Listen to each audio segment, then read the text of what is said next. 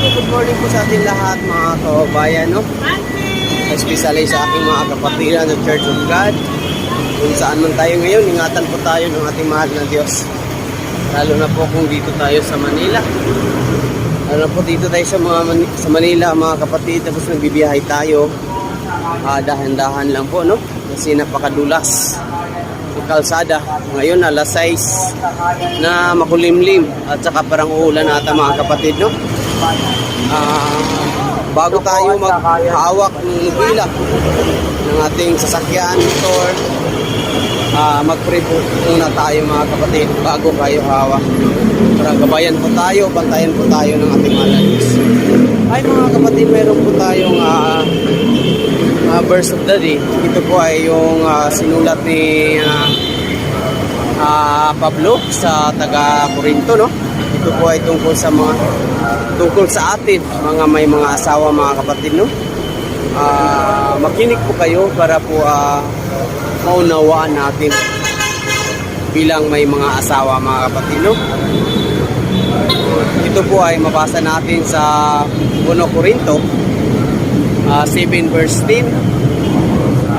Sabi, ngayon sa inyo mga may asawa, may utos ako na sinabi mismo ng Panginoon. Hindi dapat hiwalayan ng lalaki ang kanyang asawa. Utos ng Panginoon yan, mga kapatid, no? At ganun din naman ang babae sa kanyang asawa. Yan po, mga kapatid, no? Kung hindi, ngunit kung hiwalayan ang babae sa kanyang asawa, dapat manatili siyang walang asawa, o di kaya'y bumalik na lang sa kanyang asawa. Yan po, mga kapatid, no? Napakalinaw ang words of God, mga kapatid. Kung hiwalayan man natin ang ating asawa, sabi ng ating mahal na Diyos na hindi din tayo mag-asawa.